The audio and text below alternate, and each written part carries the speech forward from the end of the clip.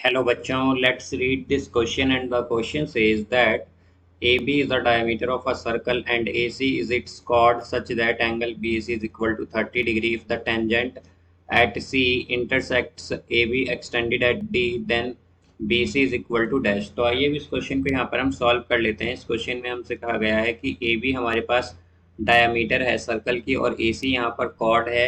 Angle BAC हमारे पास 30 degree है और अगर टेंजेंट जो है हमारी सी पर वो इंटरसेक्ट करती है ए बी को, जब उसे एक्सटेंड करते हैं डी तक, तो हमारे पास बी सी क्या होगी हमें बताना है। तो यहाँ पर हम की कॉन्सेप्ट यूज करेंगे that of all angles in a triangle is 180 degree. तो यहाँ पर हम अगर एक सर्कल ले लें, ये हमारे पास लेट्स सपोज एक सर्कल है और इसमें हमें डायमीटर गिवन है ए बी, तो ए बी डायमीटर होगा। देन ए सी यहाँ पर एक कॉर्ड है तो इसे हम मान लेते हैं सी। अब कहा गया है कि सी पर हमारे पास एक टेंजेंट है, तो इस तरह से एक टेंजेंट होगी हमारे पास। अब यहाँ पर कहा गया है कि ये जो टेंजेंट है ये इंटरसेक्ट करती है ए डी को एट डी। तो यहाँ पर हम इसे इस पॉइंट को मान लेंगे कि डी पे ये क्या करती है, ए बी को इंटरसेक्ट करती है जब हम ए बी को एक्सटेंड करते हैं। और यहाँ पर एंगल बी ए सी हमें 30 डिग्री गिवन है, 30 डिग्री। तो हमें यहाँ पर बताना है कि बी सी यहाँ पर क्या होगी। तो बी सी मीन्स यहाँ पर जब हम इन बी और सी को ज्वाइन कर दें, जो ये डिस्टेंस होगा ये हमें बताना होगा, या फिर हम कहेंगे बी सी हमें बतानी है। अब अगर हम देखें तो ये हमारे यहाँ पर हमारे पास ओ जो है वो सेंटर है सर्कल का, तो हम सेंटर से अगर ज्वाइन कर दें सी को, तो ये क्या हो जाएगा, ये रेडियस हो जाएगा हमारे पास।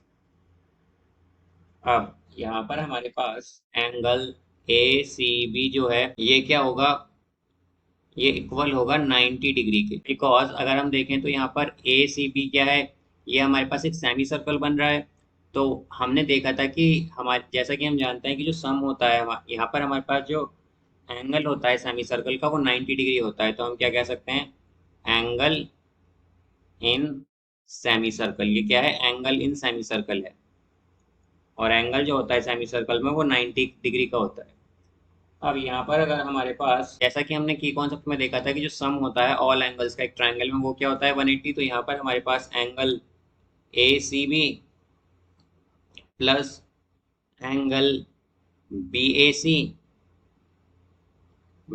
सी plus angle O B C जो है, या फिर हम कहें कि ए बी सी, ये क्या होगा हमारे पास, ये हो जाएगा 180 के इक्वल।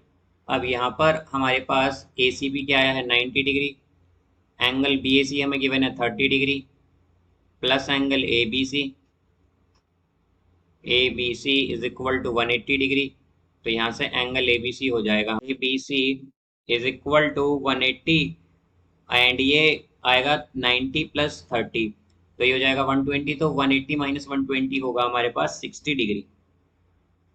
तो यहाँ पर ये आएगा 60 डिग्री। अब यहाँ पर एंगल ए बी सी हमारे पास 60 है, और तो यहाँ से हम क्या कह सकते हैं कि अगर एंगल ए बी सी 60 है तो हमारे पास, अगर एंगल ए बी सी 60 है तो एंगल ओ बी सी क्या होगा, ओ बी सी भी इक्वल होगा हमारे पास एंगल ए बी सी के। तो ये दोनों क्या हो जाएंगे 60 डिग्री, बिकॉज ये सेम ही एंगल है हमारे पास। अब यहाँ पर ओ बी जो है वो इक्वल है ओ सी के, बिकॉज ये क्या है, ये रेडियाई हैं सेम सर्कल की, रेडियाई ऑफ सेम सर्कल, तो ये इक्वल होंगी। और इसी तरह अगर ये रेडियाई इक्वल है हमारे पास, तो हमारे पास एंगल ओ बी सी जो है ये भी क्या होगा, ये इक्वल होगा एंगल ओ सी बी के।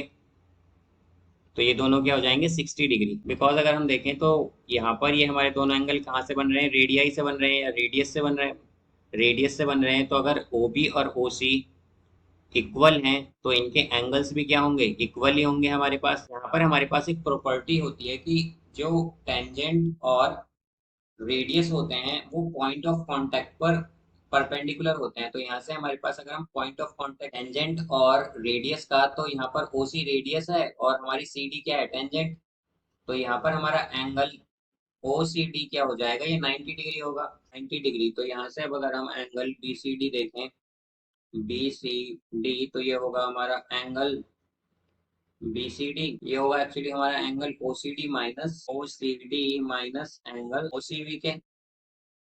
तो यहाँ पर एंगल ओ सी डी क्या है हमारे पास, एंगल ओ सी डी है 90, और एंगल ओ सी बी है हमारे पास 60। तो 90 माइनस 60 ये हो जाएगा 30, तो ये आएगा हमारे पास 30 डिग्री।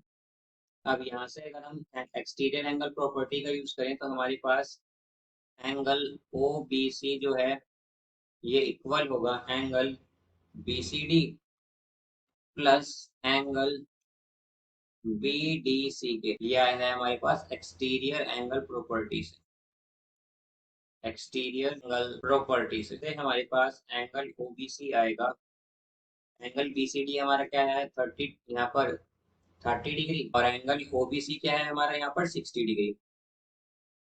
तो यहाँ पर ये आएगा 30 degree plus angle B D C, angle O B C है हमारा 60 डिग्री, तो ये होगा 60 minus 30 is equal to angle B D C. तो एंगल बी डी सी हो जाएगा यहाँ पर 30 डिग्री, और यहाँ पर हमारे पास एंगल बी डी सी जो है ये हो गया है वो 30 डिग्री। और यहाँ से हम कह सकते हैं कि हमारे पास angle B C D equal होगा एंगल बी डी सी के, बिकॉज अगर हम देखें तो बी सी डी हमारा क्या है 30, और बी डी सी भी क्या है 30। तो ये दोनों क्या है 30 के इक्वल है। तो अगर ये एंगल्स इक्वल है, तो हम क्या कहेंगे कि हमारी जो बी सी है, या हम कहें कि बी डी है, वो इक्वल होगी, बी डी यहाँ पर इक्वल होगी बी सी के।